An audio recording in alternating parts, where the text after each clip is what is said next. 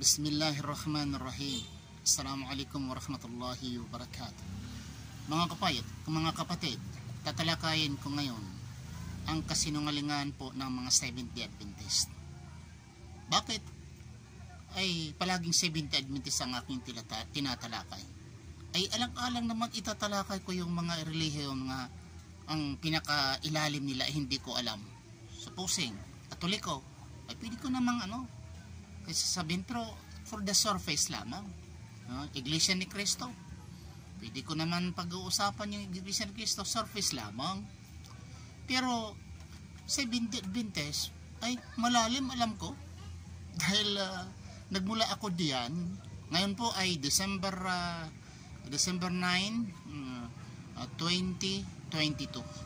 Okay? Mga kapatid, tatalakayin ko talaga kasi ang relihiyon nga bago lang, 1863 lamang, in short 19th century lamang pinatayo. Ito'y nag-aangkin na sila ang tama, mali lahat, imperno lahat. Pag namatay kayo na hindi kayo mag Seventh-day Adventist, pag namatay kayo na hindi kayo Seventh-day Adventist, hindi kayo sumasali sa listahan or yung lipunan ng mga Seventh-day Adventist, ay walang pag-asa sa inyo. Kung sasabihin ninyo nga nagsisinungaling ako, bakit pa mag Seventh-day Adventist? Di ba? Sabihin ninyo, nagsisinungaling si Ibrahim, maliligtas naman ang ibang nandyan sa ibang relihiyon na. Bakit pa ako mag Seventh-day Adventist? Bakit pa nangungumbinsi kayo nga siya ay mag Seventh-day Adventist? Huwag na nga yung mga ngumbinsi. Huwag lang kayo magsisinungaling. Ang katuruan nitong Seventh-day Adventist, mula kay Adam, para itong tulay nga naputol ang relationship natin sa Panginoon. Yun ang turo.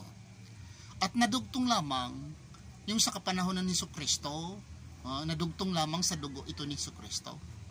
At ang the early followers of Jesus Christ, the disciples naman, pag nawala naman din ng disciples, naputol na yung nawala ng mga disciples. So lumabas ngayon ang Seventh-day Adventist, nga sila ang totoo at tunay nga mga tagasunod ni Jesucristo. Di po ba? Sabihin man ninyo na nagsisinungaling ako. Mga kapatid, dati ako diyan.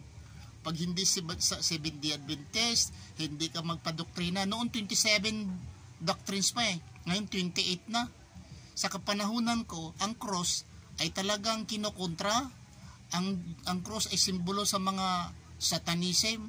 Ang cross ay negatibo po ang mga Seventh-day Adventist kung tungkol po sa cross, negative po. Nagtaka lang ako, bago lang, siguro mga 3 years ago lang, nakita ko ang mga simbahan ng mga Seventh-day Adventist, may mga cross na may mga cross na. Ang laki-laki ng mga cross. Nagtaka ko, bakit ganon? Nagbago na. Okay. At paniniwala nila, yung General Conference, guided by the Holy Spirit sila. Whatever their judgment is correct because they are guided by the Holy Spirit, yung General Conference. Kung guided by the Holy Spirit sila, yung 27 doctrines, guided the Holy Spirit din, yung gumawa ng 27 doctrines. Kung guided by the Holy Spirit sila, binago naman, naging 28 doctrines. Kung talagang totoo, noon walang cross. If they were guided by the Holy Spirit, walang cross noon, negatibo ang pagtingin sa cross. Ngayon naman positive, saan ang guided by the Holy Spirit? Di po ba, mga kapatid? Nako, marami pang turo sa Seventh-day Adventist na hindi turo ni Jesucristo. Yung mga awitin dyan sa Bisaya, ang maayong higala, si Jesus daga yun. Diyos, tapos nahigala na. Naging kaibigan na. Basta daming, nalimutan ko yung ibang awit sa yung Seventh-day Adventist pa ko. Gawa-gawa yung mga church hymnal nila, hindi gawa ni Jesucristo yun. May mga awitin nila, hindi gawa ni Kristo yun. Kopya-kopya pa nga sa mga Baptist, sa mga nauna sa kanila, yung mga church hymnal. Kumukopya-kopya lang yan sa mga awit ng Seventh-day Adventist. Pero ang number 1 sa kanila, itinitraining yung mga bata, yung mga estudyante, sa training paano magsalita sa publiko. Nakaranas ako dyan. Pag titrain, maliit pa kami, tinitrain kami. Sabi nga, 50 is for the total when the work is done. Investment. Ay, hanggang mga bata pa kami, tinuturuan kami paano magsasalita.